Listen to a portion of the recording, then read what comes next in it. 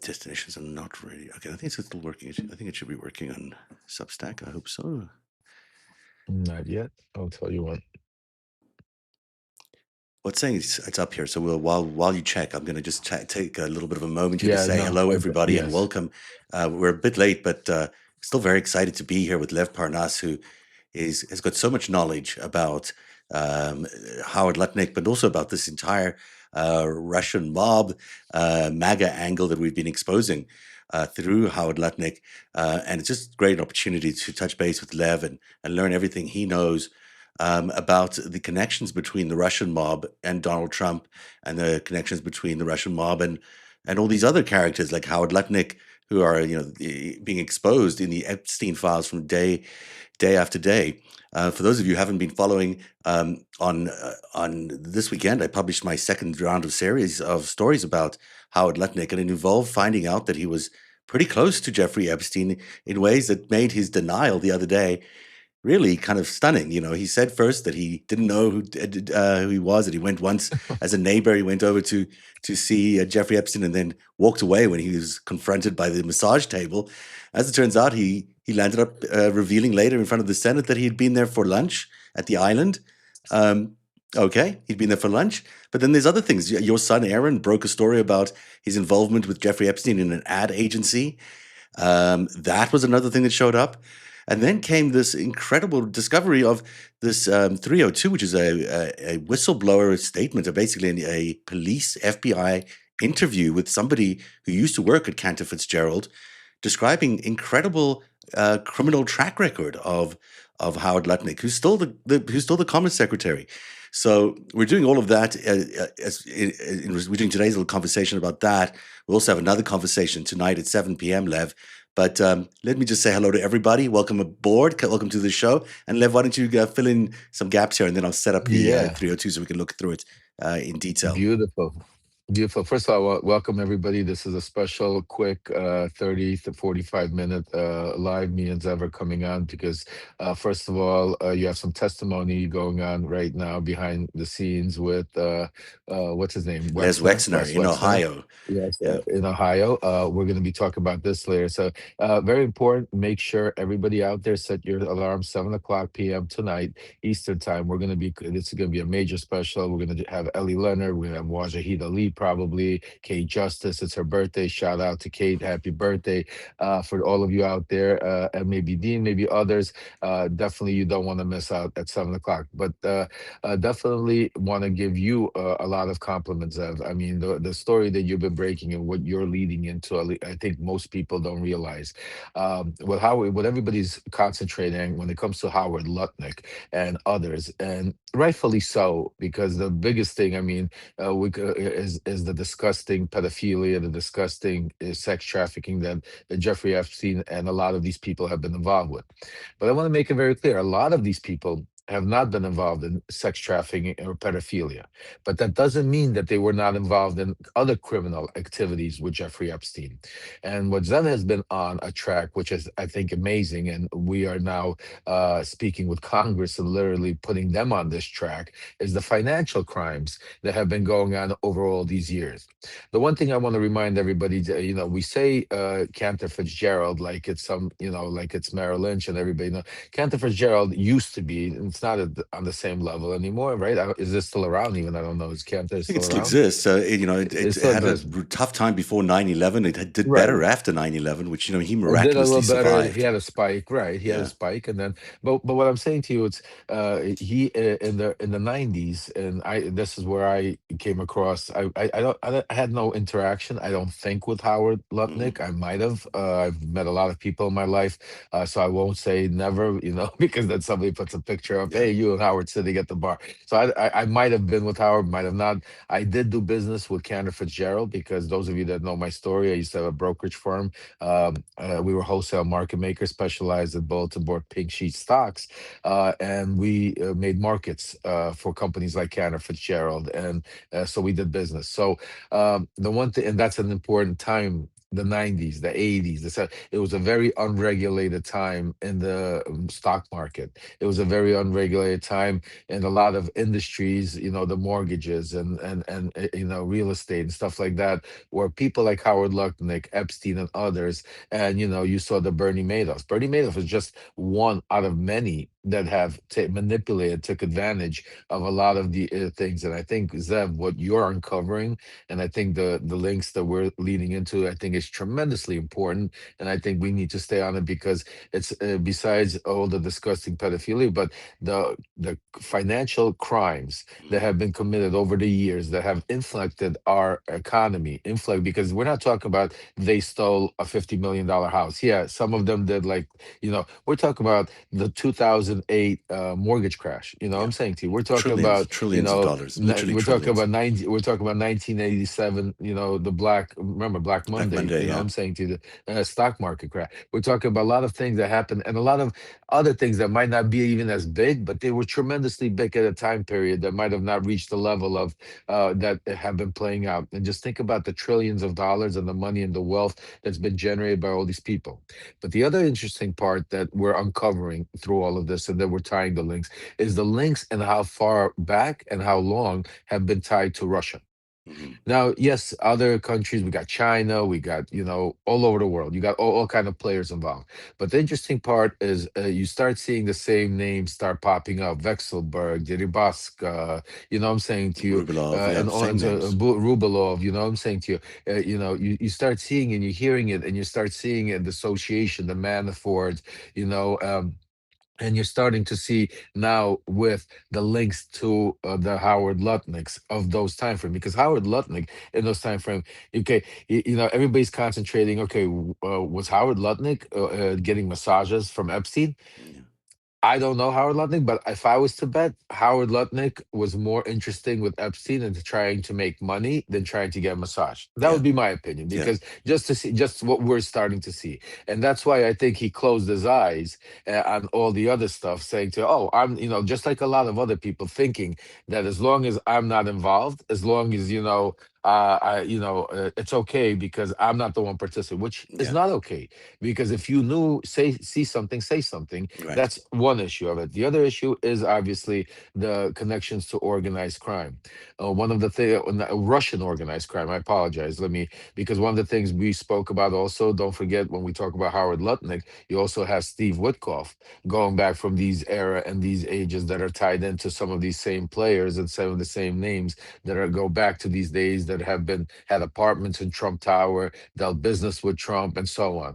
And then you also have, other interesting characters involved in all of this, players that somehow their names right now are slipping through, like Felix Sater. Hmm. Felix Sater is somebody that was intricately in part with a lot of organized crime in those time, Russian organized crime, as you could say it. He was also involved in the stock market manipulation and penny stock, stuff like that. He was also involved with a lot of the players, and ending up being Donald Trump's associate or whatever his Yeah, he business works card at, said. there was a Yeah, business card he for worked him with. at I Trump mean, him and Michael, Organization. yeah, and then you had Michael Cohen. They were friends, and Yeah. they were doing it together. Again, without getting into Michael Cohen, people think we're not going to diverse this about Lutnick. But you had a lot of interesting people and a lot of interesting characters there to White, which you're finding out even more and more how with through the emails and stuff. So I think this is tremendous. So what Yeah. I think Yeah. We're going to go through the what will 302, so we'll do that. But what you're saying is so yeah. important. People, just to set the scene, you've got the 1980s, you've got the Russian mob moving in on the old La Cosa Nostra Italian mob. They're sort of taking over the playing field because they have a different kind of mob crime. They're not selling drugs on the street as much as they are working the stock market, doing accounting crimes, doing sort of white collar crimes. And that starts becoming the thing in New York and elsewhere. And it's in that era that Donald Trump rose to prominence, Epstein rose to prominence, and also Howard Lutnick rose to prominence. So this came through as a series of tips to the FBI, and finally resulted in a extensive interview that took place with the FBI over the phone. And this guy who's doing this, and let me just make sure that you can actually see my scrolling here, because it may be that. Yeah, there you go. So yeah, so this is a guy who had been in securities business for 32 years, not new at this at all. He worked for Cantor Fitzgerald. We're thinking that's what's redacted there from 2012 to Yeah. 2017. And from 2012 to 2015, he was based in, I think, the UK office is what they're trying to say. I'm not sure. In Hmm. 2015, he transferred to another location in New York and then was running the something unit of his location in the New York office. He has a Series 30 license, which meant he supervised regulatory reporting and held the most senior position in his unit, managing 50 people. He was in New York on when he left. That's all we know. So it goes on in remarkable detail. This is someone who really worked for Cantor Fitzgerald with a lot of knowledge about what was going on in there. He says, related to the fraud allegations made in his initial complaint to the FBI, because he initially phoned it in as a phone call, highlighted rope traders were gaining access to electronic trading platforms from their homes. The co-head of the brokerage was able to override controls that were in place to cover losses at X redacted. People within the company tried to rob the redacted pool of trading funds. The people trying to cover these losses would come to redacted because he had the Series 30 license. By robbing the various trading pools to cover losses, X advised it materialized the losses and the brokers were being robbed of revenue. This is kind of technical for people, but it is criminal in nature. It's a criminal allegation against what was going on inside Cantor Oh, Fitzgerald. Can you explain absolutely. some of that? Uh, Does uh, that make any more sense to you than it does to me? Because it's I a lot of mean, technical I language there. mean, well, basically they were doing fraud, but I mean, without, and tonight we'll explain it a little bit more because I don't want to spend 15 minutes right now Yeah. explain, but we will definitely go into explain. But what they were doing is fraud, and in those years they did a lot of fraud, because like I said, it was an unregulated era. If you guys just to make a little bit for you to understand, if you saw The Wolf of Wall Street, for instance, Hmm. that movie, Jordan Belfort, that relates. I actually, worked with You always Jordan have a Belfort, connection. and back. I always, it's like so that was the time where a lot of the stuff was unregulated. What my theory is, and just from what I'm hearing from little bits and pieces, and some of the stuff, and one of the reasons we're not seeing a lot of the 302s and a lot of the financial stuff, Zev, and Mhm. that's why we gotta keep digging, is because you're starting to you're seeing little bits and pieces. This is 2000, what, 17, Yeah. 2015, right? Yeah. Think about the stuff going back to the 90s. Yeah, Think no, there's a about the stuff lot. going There's a back. lot there. And That they was kept that's what I'm saying. deregulating and deregulating and deregulating. Deregulating, correct. So, And also the other thing that we're going to look into, some of the things, is the trading accounts. A lot of these people intertwine, and you're going to start seeing all of a sudden a lot of insider trading happening. You're right, going to see a right. lot of, all of a sudden, you're going to this is a can Of worms. of butterflies or worms. They definitely, they're trying to hide, because just think about how sick they're distracting even from the financial crimes, even by throwing some of the, like, pedophilia stuff out there and throwing people under the bus, by to distract from the real, what they're in their mind is the real thing, is how It's many so trillions have important. been taken, Because and how many this is the people have crime been we're in. talking about. We're talking about a series, and I call the book "The Greatest Heist" because it's a series of crimes that land up stealing everything from America, and these smaller crimes feed into the bigger crimes, and it's a culture of fraud and criminal activity where the money goes, and where does it come from? At the end of the day, it's got to come from somebody's pockets. Lands up coming from the taxpayers' pockets. But let's keep going here. So X was involved in a global Ponzi scheme because they forced employees to pay 10% of their salary bonus into a share scheme they never became vested in. Employees were told that they could sell shares if they signed on to work at X for 4 years or more years. Employees were never given voting rights for the scheme, and the share prices were dropping.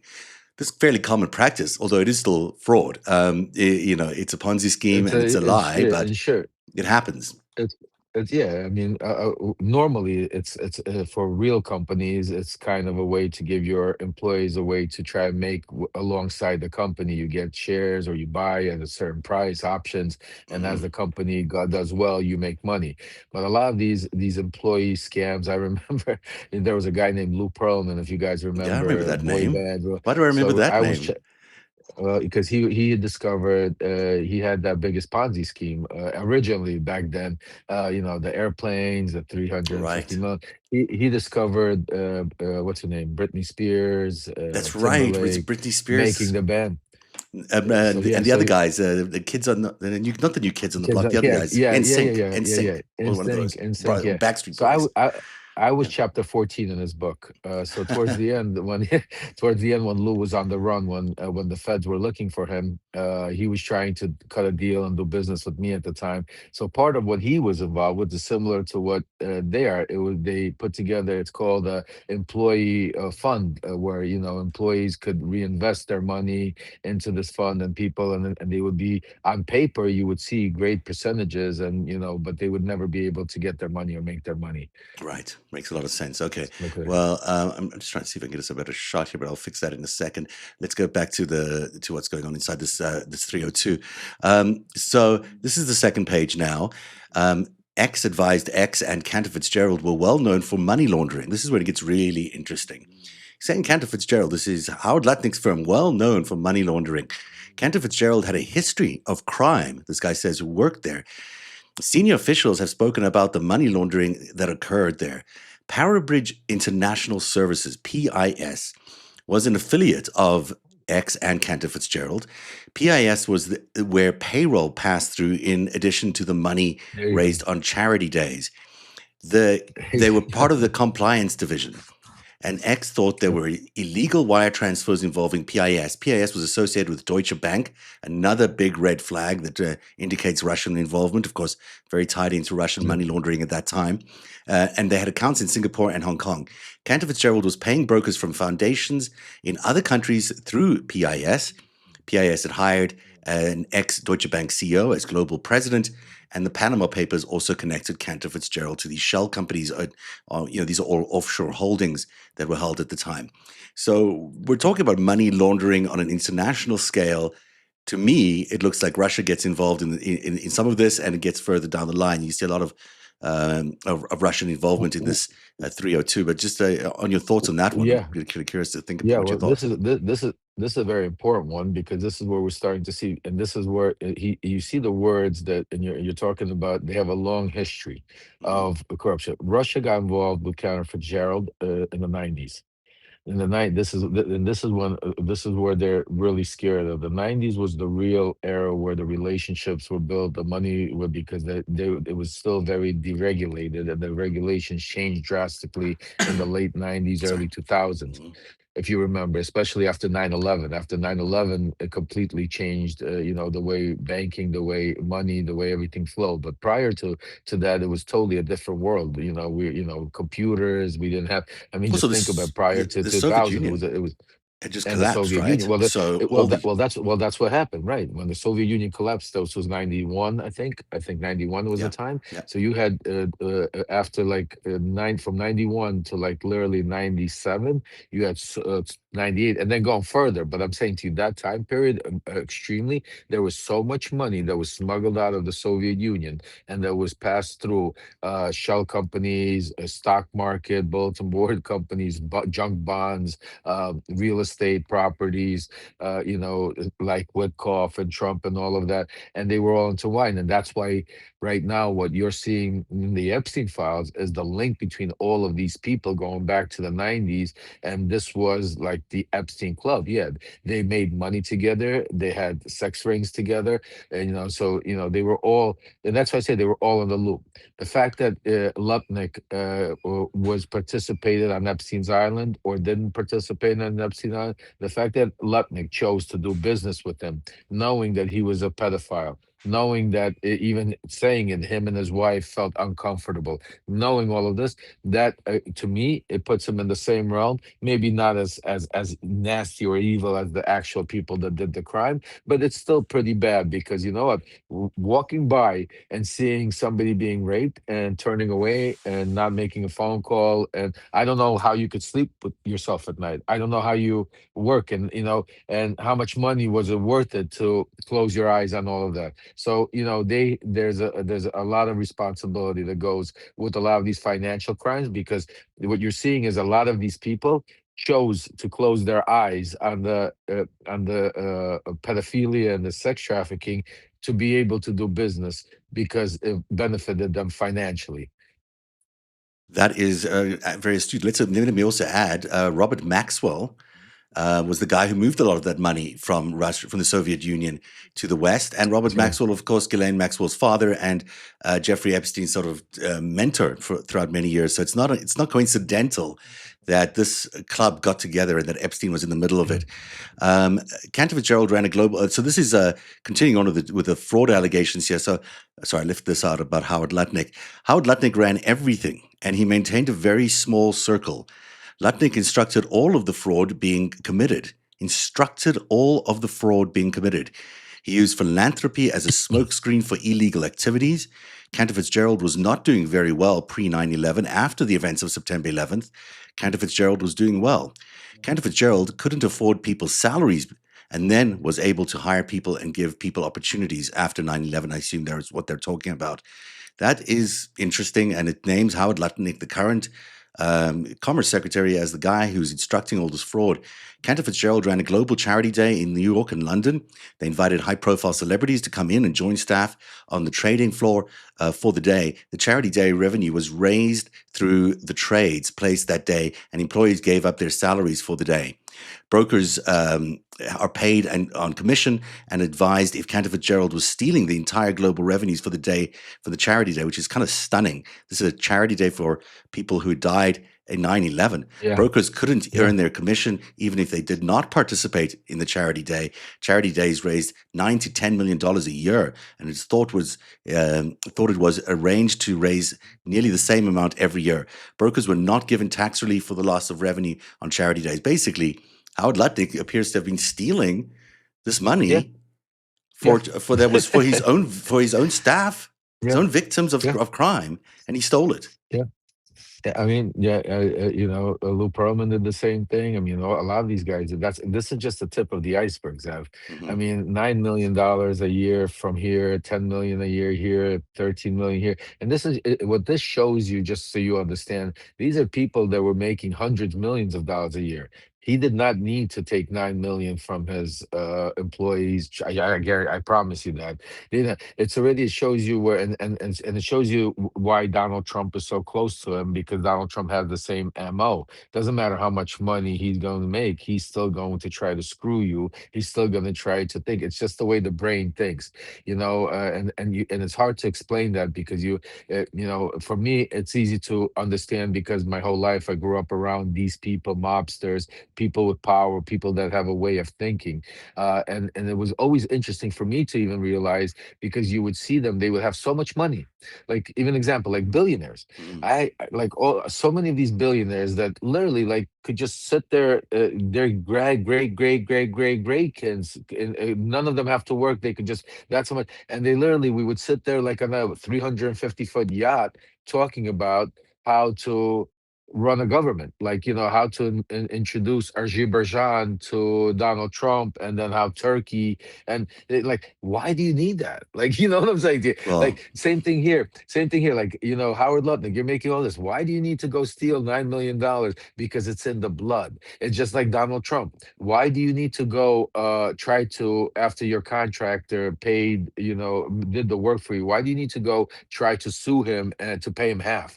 Like, why? It's in the it's blood. just what it's they it's do. part It's of them. just what they It's that do. it's that corruption. It's like, it's right. That's why, some people say that some of the smartest and some of the most ingenious people in the world were criminals, and if they used their brain for not criminality but for good, they could have been geniuses. You know what I'm saying? And I believe that because, it takes a lot harder to live your life, and because I've lived my first 50 years Mm. living a life of basically constantly thinking of how, like, crime, whatever you want to call Yeah. it. I've been living my next 5 years since I my rest in a pure life where you don't have to think about it. And I can tell you, it's a totally different Oh, lifestyle, I'm sure it where must you're be a thinking lot more of how, chill. Oh yeah, like pay your taxes. Back then you're worried about everything: who you're Mm, speaking to, how many phones, who you're texting, how you're doing this, how where the money's coming from. You're mm. constantly it doesn't matter how much money it is. Like it doesn't matter what you're going to buy a car. You're thinking about how to not pay tax on that car, even though you could buy 20 Even though you cars. can It's afford like it, you're still thinking about how you yeah, can screw it's amazing. somebody. That's the mentality. That's the key. I want everybody to understand what we're dealing with the Lutnick. It doesn't, because people usually, and that's why they get away from it. That's why very important, because I got to run soon. Yeah, But the reason why they get away from it, Zev, is because most people think to themselves, like, why would Lutnick need to steal $9 million when he's worth $1 billion? yeah. Why would Trump need to go sue this guy? And they get away with. They start thinking, oh, so it's just a disgruntled employee. That's it's just somebody just trying to do it. These people don't need that headache, but they do, because that's the life they live. I'm sorry. Look, we still have Yeah. another 10 minutes, so Yeah, I'm sorry to let's whip you quickly guys see if up. we can run through that. It's really fascinating, your insight Yeah. into that kind of mindset that they're in. So then he's stealing this money from the charity days. And of course, it's important to remember that Cantor Fitzgerald was badly hit by 9/11. They lost 600 plus employees. Howard Lutnick himself miraculously did not show up to work that day for reasons that are still, people question, although he has legitimate reason for not being there. He survived. Obviously, his brother didn't. Many people in the company didn't, and that's why they had the charity day in order to raise revenue for the families of the people there. Now, I noticed a name there that looks to me like it might be the name of the whistleblower, and it should be redacted, I suppose. It's not there. I'm gonna just get past it because then I want to check it out later. Lutnick is a neighbor of Jeffrey Epstein in the adjoining property at 11 East 71st Street, New York, New York. Lutnick bought the property for $10 through a trust. Les Wexner and Epstein owned the building. Lutnick bought it at a very roundabout way from Epstein. And now we know through another whistleblower account that that was through a bunch of trusts, and we've checked it out with the real estate transactions in New York. And in fact, it was sold for $10. Clearly, there's something going on there. You don't give away a mansion for $10 to somebody. No, And Les Wexner no. gave away the mansion next door to Jeffrey Epstein for $1. And he gave Epstein's mansion away, right? He Yeah. gave he So gave Les Wexner gives away. I wish he. How do you where's get? where's How do my you get a mention, man? Les? Where's my? Why not me?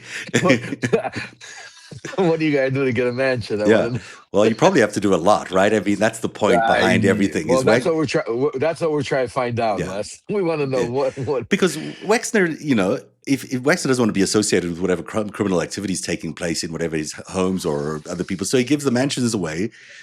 Then they can do the crimes, and he's not responsible. He sold it. He's out of the picture. And here comes this really important part that we really need to get to. This is astonishing to me because, as I've been describing in Greatest Heist, Jeffrey Epstein was very close to Bear Stearns. He never really left Bear Stearns. It was his first job. It was also his last job. He was there all the time. While he was officially fired from Bear Stearns, he ran this thing called liquid funding, an offshore holding for all the members of his network. And we still haven't found out who the people are in it, although now we're beginning to find out who it is. And what happened in 2008, as the market was crashing, Bear Stearns was collapsed internally by Jeffrey Epstein. He triggered the collapse of Bear Stearns, and then he set up JP Morgan to buy Bear Stearns. And the Treasury Department was set up to bail out Bear Stearns because they were the first to collapse. They were the first needing support. By the time they got to Lehman Brothers, they'd figured out they couldn't do this to everybody. But Bear Stearns got the Treasury bailout. And as part of the bailout, the only thing that got saved out of the bailout was this thing called liquid funding. It was paid out in full. It had $6.7 billion of toxic assets in it. Basically, it was leveraged at 180 to 1. And only that fund was bailed out in full by the Treasury before the sale of Bear Stearns to JP Morgan. It's unusual. What Why year? would this What happen? year? What This is year was that? 2008, so 2007, 2008. Yeah, it's around 2008. So, It's so it's Bear yes, Stearns it's gets interesting. I would be interested to see, again, going back to the '90s, because if you recall, that's how my brokerage career started. I used to, through Ace Greenberg Yeah. himself, the owner of Bear Stearns, and my cousin was very close with him at the time, and he actually ended up owning his own OSJ and having a branch out of Bear Stearns. I would be interested to see like the relationship, why what between Ace and Epstein, and why that played out, because Ace was no angel. You know No, what I'm saying? Ace loved Jeffrey Epstein. He wrote a Right. very That's what nice I'm note on saying his to you. 50th birthday book that He was Ghislaine no Maxwell did. angel. No, no, he's no Yeah. angel. He's no No, angel. that's how I want to make clear. I want to make clear, Yeah, like, because when you said that Epstein destroyed Bear Stearns, I or was gonna collapsed say it. that I collapsed it. I was gonna say I'm sure Ace was Everybody was in on with it, him. and they all knew that Right. this was Everybody. this. Okay. All right. Everyone I was don't in the have my loop. shirt on. Everyone's in the loop. Yeah. Okay. I don't have my shirt on. But yeah. Okay. Thank you. That's what I wanted to make sure. Because the Okay. other thing is, Without. Yeah. yeah, Yeah. because you got, Ace Greenberg was also Donald Trump's key broker and Yeah. banker. That So exactly. he was Yeah. also Robert Maxwell's broker, and So he crazy. and Bronfman and a bunch of others, and clearly also had a relationship with Lutnick. So Back in the day, all the right? characters, every single one of them that was involved in this, were all connected through Bear Stearns, which is Bear why Stearns. Yeah. Jeffrey Epstein's liquid funding, which was partially owned by Bear Stearns, is the only thing that was saved. All of their assets, all their friends' assets, the Donald Trump casino money It or makes it Lutnick's makes money, everything sense. was inside liquid funding. And liquid funding was the only thing that was saved. But here we have it on paper from someone inside, and this is dated 2021. This Yeah. is well before anyone's been paying attention the way we have to liquid funding. And he says, the ex advised there was a relationship between liquid funding and executives at Bear Stearns. When Bear Stearns collapsed, the executives moved to X, or they went to a Russian hedge fund. Don't know what that is. X advised BGC International was involved in crime and money laundering. Bear Stearns had hundreds of subsidiaries in 2018. BCG International was the parent company of many of these subsidiaries, to include JP Morgan Chase and BlackRock. So there's JP Morgan Chase again and BlackRock, who are exposed in the liquid funding. They also the security, at least JP Morgan Chase was the security company that had $250 million security loan to back up liquid funding. BGC Partners made subsidiaries all over the world, to include Delaware, Cyprus, and Malta. These are all typical money laundering operations. Oh. BGC Yep. International used many of the same intermediaries as Interjura, which was associated with Paul Manafort. Renaissance Capital, if you remember Renaissance Capital. So that ties Paul Renaissance. Manafort. Renaissance Yeah. was Vexelberg. No, not Vexelberg. What's his name? Renaissance was Interest, oh, uh, Vexelberg, could be in Vexelberg. Or was I it don't think it was Deripaska? Deripaska. I think it was Deripaska? I think it was Deripaska. Well, it was one of them. It That was makes definitely sense because Paul one. Manafort was Yeah, connected to Deripaska. yeah, That's in yeah, fact yeah, what yeah, yeah. happened in Ukraine. Renaissance Capital, Yeah, Renaissance yeah. Capital. Yeah, That's yeah, a good. yeah. I remember. I That's did because I think that I had the business with them. That's why really you're ringing names. well. Good. I'm glad. I'm glad you're here because what we're looking at is Howard Lutnick, the Commerce Secretary, is obviously connected to Jeffrey Epstein, liquid funding, which is questionable at best. Bear Stearns, what happened with J.P. Morgan, and Paul Manafort, who's connected to Deripaska. This is like the who's who of the 2016 How to Make Donald Yeah. Trump President. I mean, this Thank is you. the same crowd. It's the same crew. So Same. Same. and all through Russia, all through the same money flows. Cantor, this is not really about whether whether Lutnick went to the island. This is about the Yeah. Russian mafia. The Russian mob is in the White House. The Russian mob that brought Donald Trump is in the White House, and they're running things everywhere. And this is one of the dons, basically, the deputies there. Yeah, I mean, literally, people don't understand what's going on right now.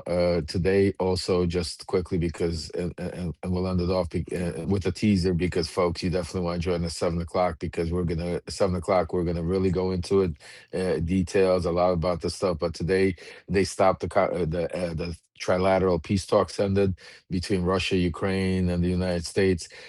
I don't know, the media doesn't report on it. We talk about it. We're going to do a special about it sometime during the week also. But basically, nothing is moving. The pressure that Witkoff and Kushner are putting on Zelensky himself is already finally coming out and saying they're pressuring us to take over Donbass. They're pressuring us to go into some crazy deal. The bottom line, and I keep saying it, Zev, which we're going to be talking about very soon, is Nord Stream 2. Mm. And we're going to be talking about realization of Russian integration of of Russian oligarchy and American oligarchy in open sight. We're moving literally weeks, months from that starting to happen as things are playing out. So yeah, the right now the White House is compromised. It's being run literally from the Kremlin right now because, and not because it's like just a puppet, but because Trump in his mind, Putin, and that's why people think, oh, Trump's scared of Putin. Oh, Trump does not feel that way. Putin is a mastermind. Putin makes Trump feel like Trump is the winner. Yeah. Putin makes Trump feel like Trump. So I want everybody to understand the psyche, and we're going to end off and we'll continue later. This is very, very important because I know Donald Trump very well. I know Mm. Putin. I know people around.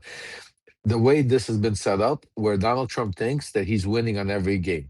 He's winning in the Middle East. He's winning in Ukraine. He's winning in the PR. He's winning. He's going to take over here, and and in his game, the big announce is going to be all this money that he's going to be able to try to trickle in supposedly into. Forget about the corruption, but the announcements and all of this through all of these gas, oil, all of these minerals, all of these transactions that you're seeing play out.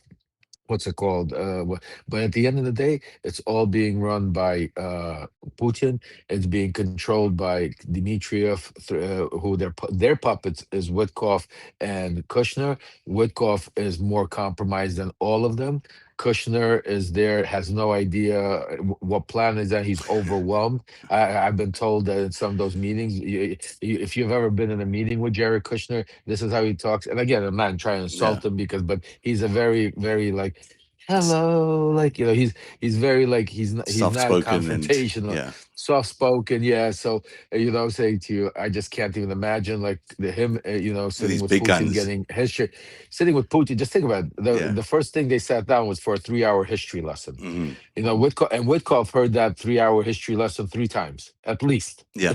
Just so you understand that Witkoff could recite the Russian history better than I think Putin himself by now. That's how So again, folks, all roads lead back to Russia. A lot of this is a lot bigger. Some of this pedophilia and sexual. Oh, I'm not sure what happened there. You just froze up a little bit, but maybe you'll come back. Let's just see. Lev, you there? Let me see if I can get you back here. Well, he had to go anyhow. So I guess that's it for Lev.